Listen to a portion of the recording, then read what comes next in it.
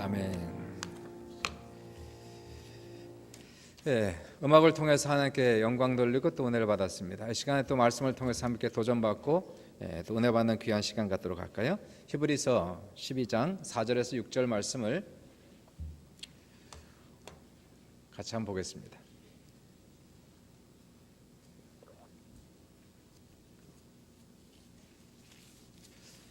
히브리서 12장 4절로부터 6절까지 말씀을 같이 합독할까요? 시작. 너희가 죄와 싸우되 아직 피 흘리기까지는 대항하지 아니하고 또 아들들에게 권하는 것 같이 너희에게 권면하신 말씀도 잊었도다. 일러스되 내 아들아 주의 징계하심을 경히 여기지 말며 그에게 꾸지람을 받을 때에 낙심하지 말라. 주께서 그 사랑하시는 자를 징계하시고 그가 받아들이시는 아들마다 채찍질 하심이라 하였으니. 오늘은 본문을 통해서 죄와의 전쟁이란 제목으로 같이 말씀을 나누겠습니다. 제목 한번 따라해 볼까요? 죄와의 전쟁. 이 세상은 지금도 온갖 전쟁으로 몸살을 많이 하고 있습니다. 인터넷 뉴스를 보니까 필리핀이 아주 문제가 심각해요. 필리핀은 가난과 마약, 범죄와 부패의 문제가 산재되어 있는 그런 나라입니다. 작년 6월 달에 정치권이 변동이 있었죠. 그래서 두테르테가 필리핀의 대통령이 되었어요. 무명의 사람이었는데 자신이 대통령이 되면 이 필리핀에 있는 모든 죄악, 범죄를 6개월 내 근절시키겠다는 공약을 내세워서 폭발적인 국민들의 지원을 얻어서 당선된 사람이 두테르테 대통령입니다. 필리핀의 트럼프다 이렇게도 얘기해요. 작년 6월 말에 대통령이 된 이후에 공약대로 마약 전쟁과 초특급 지금 전쟁을 벌이고 있고요. 마약 공급자 또 마약 사용자를 가리지 않고 색출해서 지금까지 죽인 사람이 7,000명을 죽였습니다. 문제는 뭐냐면은 단순히 마약 혐의가 의심된다는 이유만으로 영장도 없이 재판도 없이 그냥 경찰들이 용의자들을 무참히 사살하고 있다는 것이 큰 문제가 되겠어요. 죄를 근절하기 위해서 또 다른 죄를 범하는 더 큰 죄를 범하는 그러한 나라의 모습입니다. 세계적으로 지금 인권 침해 논란이 커지고 있지만 두테르테 대통령은 500명 군인까지 동원했고 앞으로 5,000명 군대까지 동원하면서 앞으로도 한 2만 명, 3만 명은 더 죽을 것으로 예상하고 있는 나라가 지금 필리핀이라는 나라가 되겠습니다. 더 나아가서 온 세상은 테러와의 전쟁 때문에 두려워합니다. 2001년도에 9.11 사건 때문에 부시 대통령이 테러와의 전쟁이라는 단어를 처음 사용했어요. 그러고 나서 지금까지 테러의 전쟁은 계속 지속되고 있습니다. 그 이후에 우리가 알았던 단어들이 알케이다, 탈레반 이러한 단어들을 우리가 처음 듣게 되었죠. 아프가니스탄과 이라크와의 전쟁을 일으키면서 테러들을 소탕시켰고 탈리반을 무력화시켰고 2011년도 오사마 빈 라덴을 죽이면서 이 알케이다를 무력화시키면서 마치 테러와의 전쟁을 이기는 듯 했지만 그러나 테러의 전쟁에서 우리는 이기지 못했습니다. 오히려 이러한 전쟁에서 IS라고 하는 더 심각한 테러를 양산하는 결과를 초래하면서 온 유럽이 그리고 온 세계가 지금 몸살을 하고 있습니다. 트럼프 대통령이 대통령이 되면서 일전에 7개 테러 국가로부터 이민을 받지 않는다. 그리고 난민을 받지 않는다는 반난민 행정명령을 발동시켰다가 그러다가 법정에서 불법으로 판정이 났지 않습니까? 내일 다시 이 똑같은 그런 행정명령이 떨어집니다. 7개 국가로부터 이민을 받지 않겠다. 그리고 난민을 받지 않겠다라는 그런 행정명령이 내일 다시 한번 떨어진다고 그래요. 미국은 반이민 반난민 정책을 쓰고 있는데 캐나다 트루도 정부는 그것 때문에 오히려 난민을 더 많이 받고 있지 않습니까? 시리아에서 수만 명, 그 외에도 수많은 나라에서 테러가 있는 그러한 나라로부터 지금 난민을 많이 받고 있는 정책을 좀 수용하고 있어요. 어떤 면에서는 인도적이다 하는 차원도라고 얘기할 수 있지만은 문제는 뭐냐면 이러다가 테러리스트들이 난민 중에 들어오면 언젠가 캐나다에서도 토론토에서도 한복판에 폭탄 테러가 터질 수 있는 가능성을 우리는 배제하지 못합니다. 이제 한번 터져야 아이고 이게 우리 앞에 왔구나 하는 것을 느낄 수가 있을 거예요. 북한의 김정은 3대까지 독재를 하고 있는 김정은은 자기의 이복형인 김정남을 말레이시아 공항 한복판에서 CCTV가 다 틀어져 있는 그 한복판에서 독극물로 여자 둘을 사용해서 죽였어요. 그러니까 자신의 정권에 반대하는 사람은 누구든지 가차없이 죽이겠다고 하는 그러한 모습을 보여주고 있습니다. 2016년도 한 해에 그 핵실험을 4차, 5차 두 번이나 강행해서 보통 1차, 2차, 3차까지 보시면 3년에 한 번씩, 4년에 한 번씩 이렇게 핵실험을 했는데 작년에 두 번, 1월 달에 한 번, 9월 달에 한 번, 4차, 5차 핵실험을 강행했어요. 그리고 핵무기를 싣고 쏠 수 있는 미사일을 계속해서 실험함으로써 전 세계를 지금 긴장시키고 있습니다. 미국은 현재 세계 안보를 위협하는 가장 큰 이슈를 북한으로 지적했어요. 그리고 며칠 전 뉴스를 보니까 트럼프 행정부는 북한을 선제 공격할 수도 있다라고 하는 가능성을 배제하지 않습니다. 한국에 전쟁이 일어날 가능성이 눈앞에 다가오고 있습니다. 물론 한국에 있는 분들은 별로 걱정하지 않고요. 일반적으로 외국에 있는 사람들이 걱정을 더 많이 합니다. 다행히도 우리는 그래도 아직까지 우리 캐나다에 살고 있는 우리 민자들은 이렇게 무섭고 두려운 전쟁의 위험을 느끼지 못해 피부로 아직은 느끼지 못하고 있어요. 캐나다는 그래도 아직까지는 가장 안전한 나라, 가장 평안한 나라에서 참 큰 다행이다 이렇게 생각을 하지만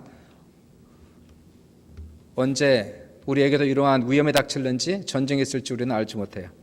또 오늘 본문을 보면 비록 우리에게 이러한 남미에 또는 필리핀에 있는 마약과의 전쟁은 없지만 또는 테러와의 전쟁은 없지만 성경을 보니까 우리 모두에게도 다 전쟁이 있다라고 얘기하고 있는데요. 무슨 전쟁일까요? 여러분은 지금 마약과 전쟁하지 않고 테러와 전쟁하지 않지만 우리 모든 신자들은 전부 다 죄와의 전쟁을 벌이고 있습니다. 죄와의 전쟁.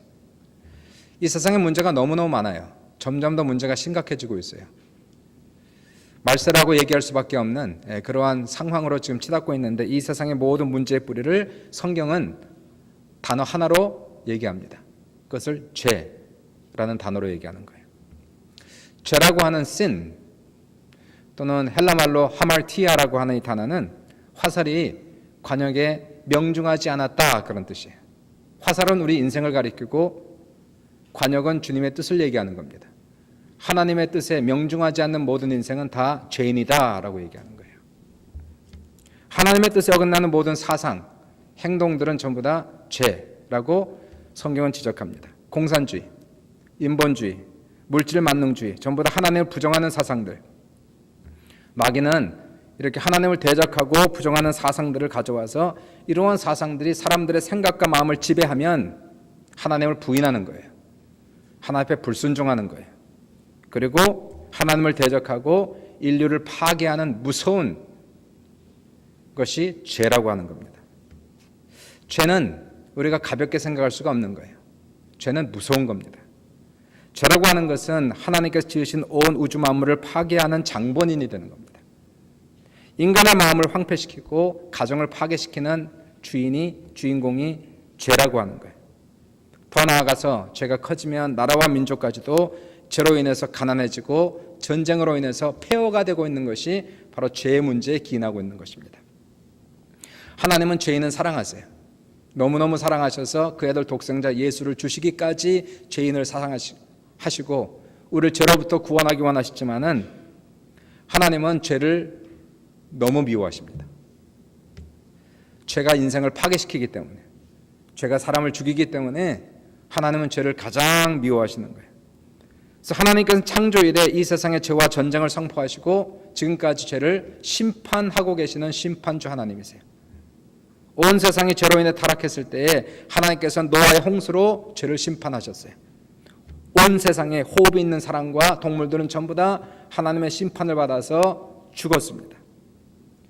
소돔과 고모라가 죄로 인해서 죄가 관영했을 때에 하나님께서는 그 도시를 심판하셔서 불로 다 태워버리셨어요. 죄가 없어지는 것 같지만 죄는 없어지지 않습니다. 죄는 여전히 살아서 기승을 부리는 것이, 죄가 잠시 죽는 것 같았지만 다시 인간은 죄를 짓기 시작해요. 사람이 바벨탑을 쌓고 하나님을 대적하자 하나님이 또 바벨탑을 심판하셨어요. 바벨탑을 심판하셨지만 죄는 여전히 기승을 부려요. 하나님께서 이스라엘 민족을 선택하셨어요. 이스라엘 민족을 선민족으로 만드시고, 그리고 이스라엘 민족이 하나님을 잘 믿고 섬기는 나라로, 온 세상의 빛과 소금이 된 나라로 하나님은 이스라엘 민족을 복을 주시고 선택하셨어요. 그러나 선민족 이스라엘 민족이 이 세상에 빛이 된 것이 아니라 그들도 우상 숭배하고 불순종하고 교만하고 하나님 대적하고 선지자들 죽이다가 결국 하나님이 이스라엘 민족도 심판하셨어요. 북이스라엘, 남유다 전부 다 전쟁이 일어나 나라가 망하고, 그리고 수천 년 동안 나라 없이 방황하는 그런 민족이 되었습니다. 하나님은 결코 죄를 가볍게 보지 않으세요. 죄는 아주 나쁜 겁니다.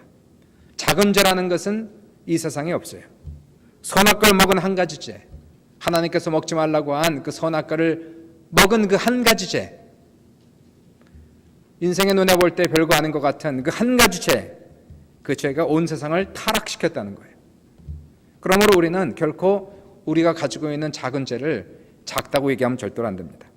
작은 죄들이 뭉치면, 죄인들이 뭉치고 작은 죄들이 뭉치고 죄가 조직적이 되면 그러면 엄청난 해악을 가져오는 것이, 그것이 바로 마약과의 전쟁, 테러와의 전쟁을 우리가 보는 겁니다. 우리가 범하는 작은 죄악들도 마약, 테러와 본질상 차이가 없는 거예요. 죄는 본질상 차이가 없는 겁니다. 죄는 죄예요. 우리가 죄를 범할 때마다 우리는 마귀의 세계에 동조하는 겁니다. 마귀의 세력에 힘을 주는 것이에요.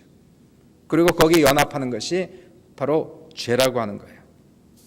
예수를 믿는 신자라 할지라도, 비록 우리가 예수 믿어 이제 하나님의 은혜로 말미암아 죄 사함을 받았다 할지라도, 우리가 죄를 범하면 하나님께서 그냥 눈 감고 넘어가지 않으십니다. 죄에 대해서 하나님은 우리에게 사랑의 매로 징계하신다고 말씀하세요. 오늘 본문의 12장 6절 보시니까 주께서 그 사랑하시는 자를 징계하시고 받아들이시는 아들마다 채찍질하심이라 하였으니, 사랑하는 여러분, 우리가 만약 하나님의 징계를 받고 있다면, 또 받았다면 감사하시길 바랍니다. 그것은 내가 하나님의 자녀라는 확실한 증거가 되는 것이에요. 우리가 살아가면서 길거리 다니는 나쁜 아이들을 붙잡아 놓고 혼내지 않습니다. 그들을 지적하고 꾸중하지 않아요. 남의 자식인데, 남의 자식은 남의 그 자식의 부모들이 알아서 할 것이지, 그 아이들이 버릇이 없다고, 그 아이들이 문제를 일으킨다고, 소리 지른다고 우리는 아이들한테 꾸중하지 않는 거예요. 그러나 우리의 자식들은 지적하는 거예요. 내 자식은, 내가 낳은 내 아들은, 내 딸은 아이들이 잘못하면 지적하고 시정하려고 합니다. 왜 그래요? 남의 자식은 모르겠어요. 그러나 최소한 내 자식은 세상에 나가서 버릇없다는 소리는 듣지 말아야 될 거 아니에요. 내 자식은 그래도 가정 좋은 환경 속에서 잘 자랐다는 얘기는 들어야 될 거 아니에요. 그래서 우리는 우리 아이들한테 더 높은 기준을 삼는 거예요. 하나님도 마찬가지입니다.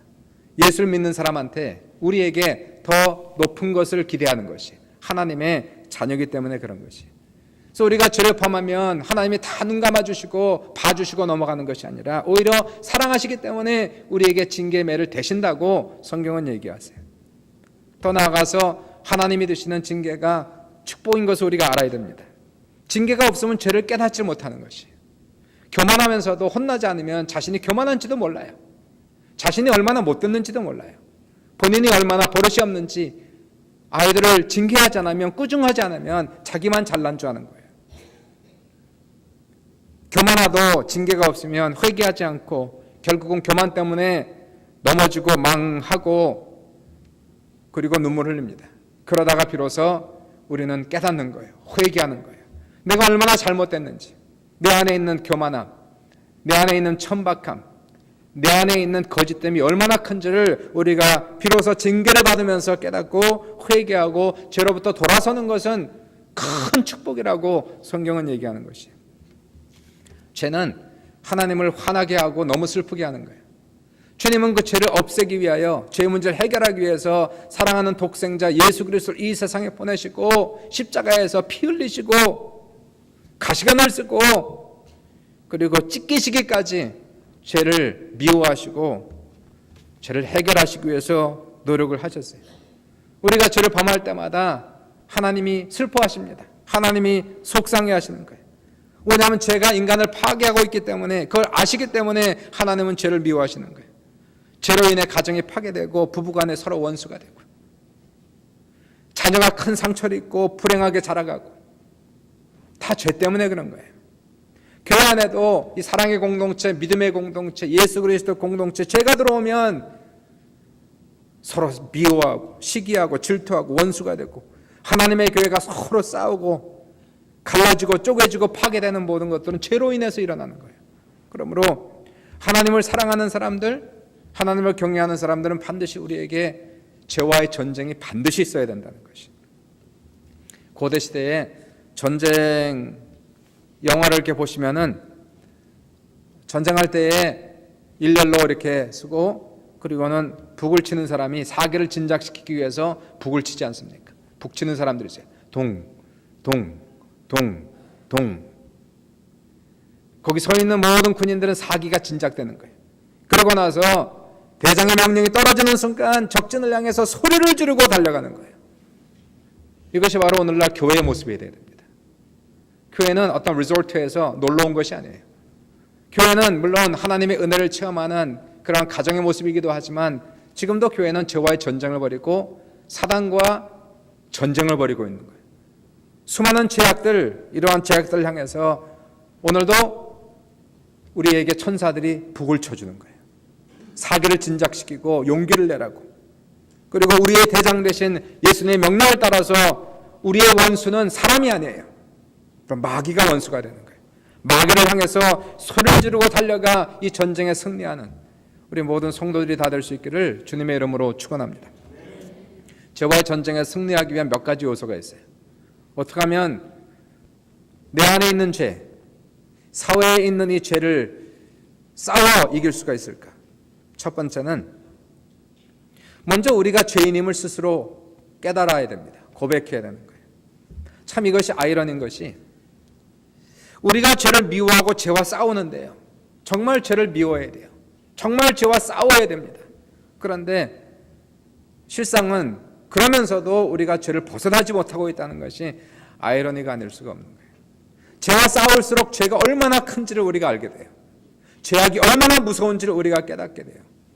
그것도 외부에 있는 것이 아니라 내 안에 있는 죄가, 내 안에 있는 욕심이, 자아가, 고집이, 내 안에 있는 자랑이 얼마나 어글리하고 무섭고 악한 줄을 우리가 알게 되는 거예요.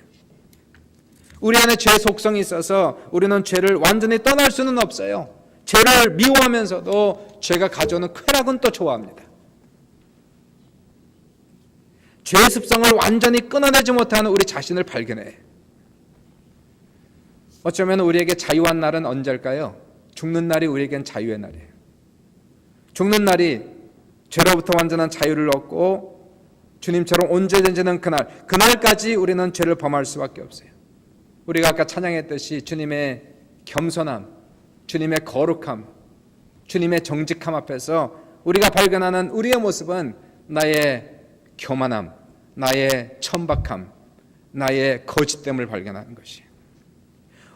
죄를 끊어지지 않는 나의 모습 때문에, 죄를 이기려고 할 때마다 죄를 범하는 나의 모습을 인해서 우리가 해야 되는 게 뭘까요? 죄로 인해서 애통하는 모습이 있어야 되는 거예요.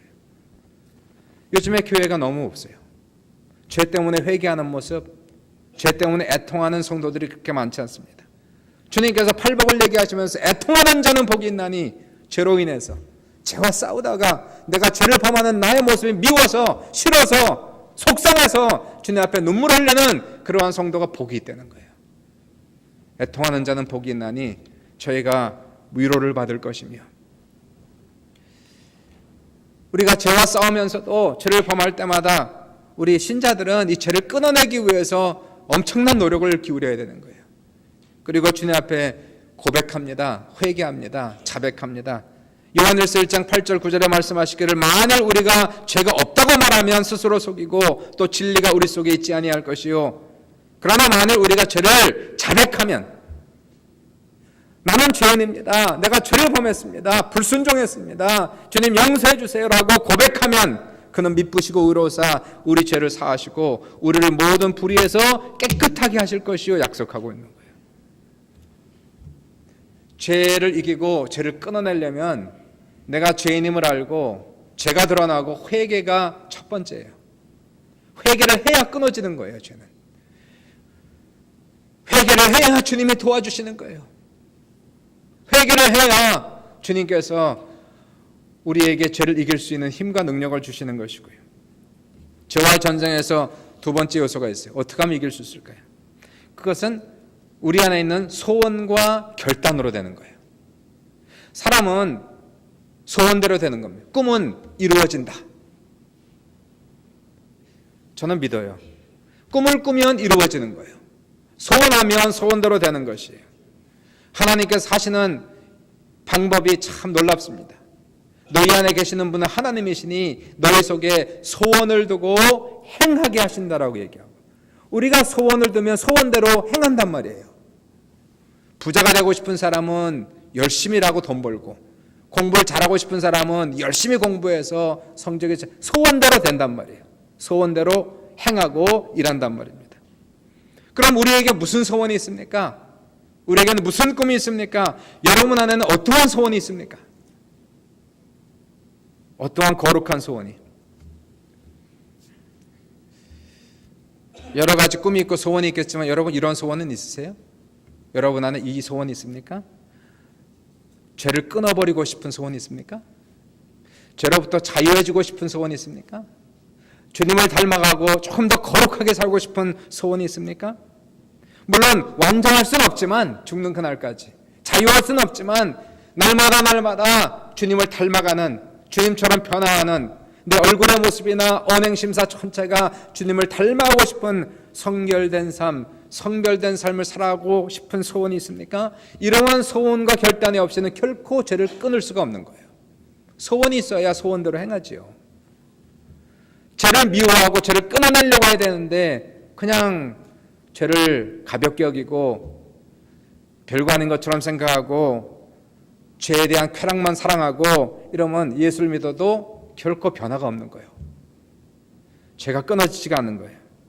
이기적인 나, 주님 앞에 섰을 때 십자가 앞에 섰을 때 발견한 나는 이기적인 나, 교만한 나, 추악한 나, 더러운 나 이러한 모습은 하나님의 앞에 옳지 않다는 것을 스스로 깨닫고 변화시키려고 하는 의도와 노력과 소원이 있어야지만이 죄와의 전쟁이 가능해지는 거예요.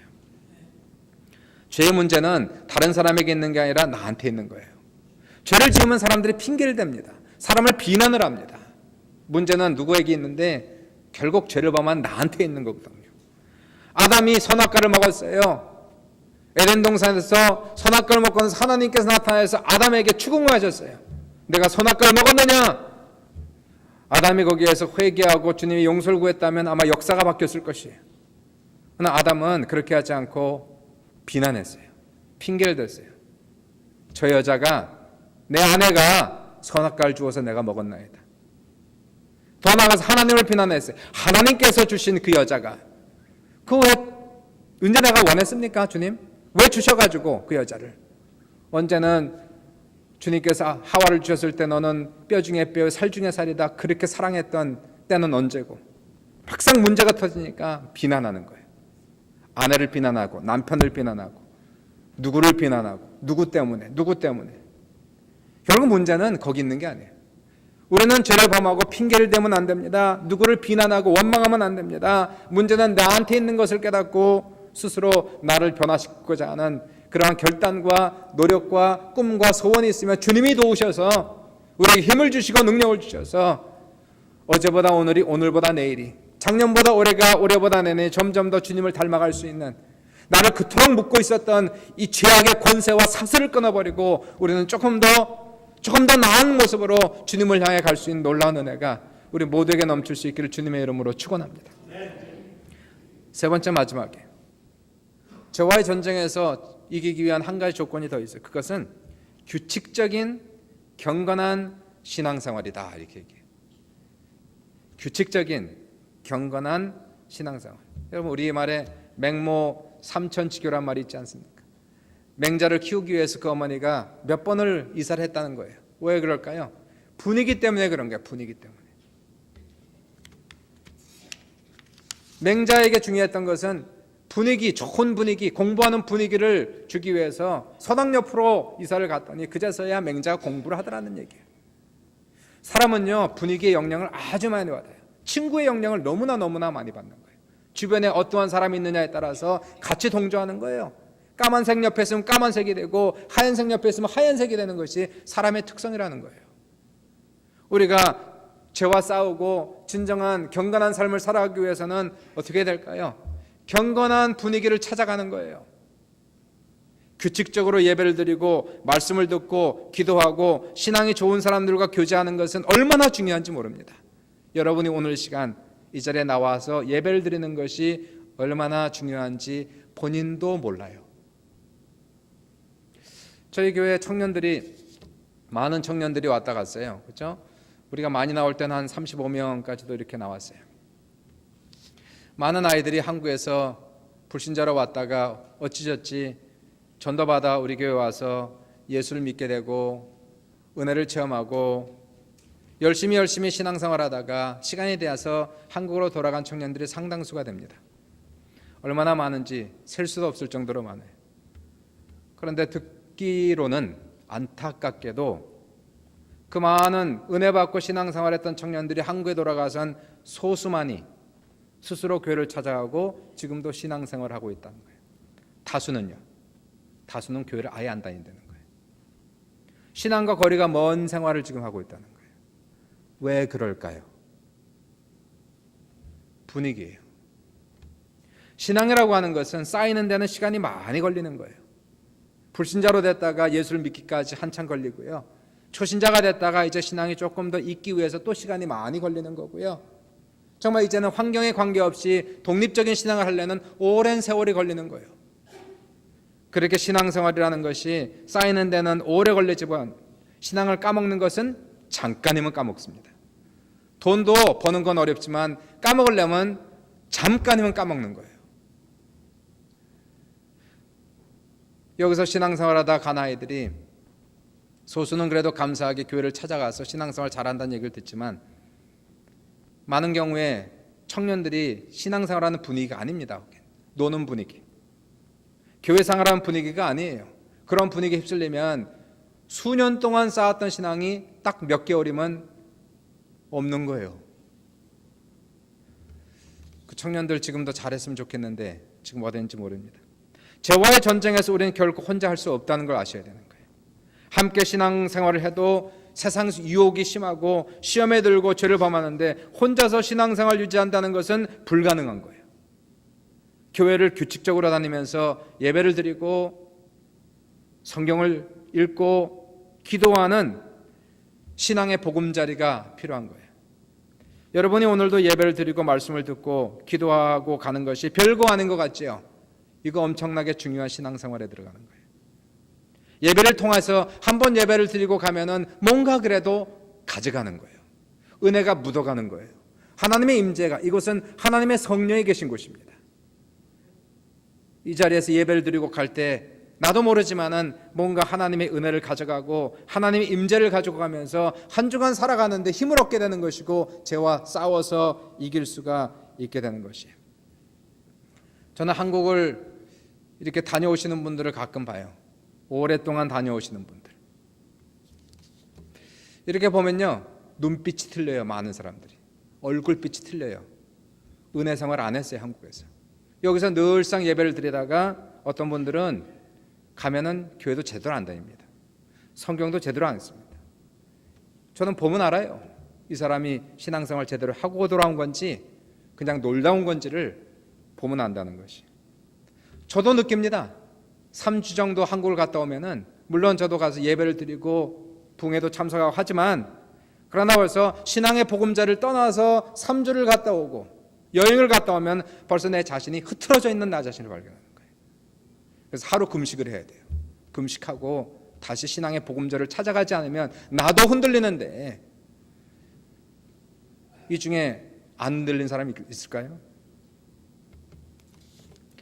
지금 우리가 사순절 기간이에요. 지난 수요일을 시작해서 제 수요일을 시작했어요. 부활절까지 40일 동안은 십자가를 묵상하는 기간입니다. 우리가 이 기간 동안 나의 못난 자아를 주님 앞에 드러내놓고 죄를 끊어내기 위한 노력을 하셔야 돼요. 죄를 결코 가볍게 여기지 마세요. 내가 던지는 한마디의 거짓말, 하나의 불순종, 가볍게 여기면 안 됩니다. 죄를 해결하기 위해서 예수님께서 십자가에 돌아가시기까지 그만한 결단이 필요했다는 것을 우리가 기억을 하셔야 돼요. 우리는 이미 예수를 믿었다면, 그리고 구원을 받았다면, 우리는 주님의 은혜를 헛되이 받지 않으려면 죄로부터 구원하신 주님을 위하여 이제는 주님의 이름으로, 주의 보혈로 지금까지 역사하는 죄와 대항하여 피 흘리기까지 전쟁하라고 성경은 얘기를 하고 있는 거예요. 나를 묶고 있는 죄의 사슬이 있습니다. 이것을 숨기지 말아야 되는 거예요. 주님 앞에 드러내놓고 주님 앞에 고백하고 주님께 도와달라고 요청하고 죄와 싸우면 주님께서 죄의 사슬을 끊어주시는 거예요. 여러분, 이 체험이 우리에게 있어야 돼요. 예수를 믿으면서도 여전히 죄의 사슬에 묶여있는, 죄의 종이 되어 있는 이러한 모습이 아니라 우리에게는 쾌감이 있어야 되는 거예요. 죄로부터 이긴 쾌감, 죄를 승리하는 이 승리의 환호를 부를 수 있는 이 고백과 찬송이 우리에게 반드시 있어야 되는 것이, 이 세상 무엇보다도 우리가 죄로부터 자유하게 되기 위하여 기도 생활, 말씀 생활, 예배 생활, 친교에 힘을 다하면 하나님께서 우리를 도와주세요. 이 자리에 분명히 주님이 함께 하십니다. 오늘도 우리 가정 속에 찾아오는 죄를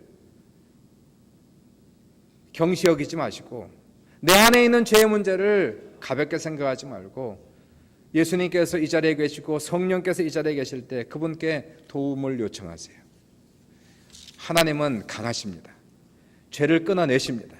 그분은 우리를 죄로부터 자유케 하신 놀라운 은혜와 능력의 역사가 있음으로 말미암아 우리의 삶에서 우리의 마음도 생각도 조금 더 변하고 좀 더 성결하고 성별된 귀한 삶을 살아감으로 주님께 영광 찬양 돌리시고 하나님께 기쁨 되는 귀한 성도들 다 될 수 있기를 주님의 이름으로 축원합니다. 잠시 우리 기도해요.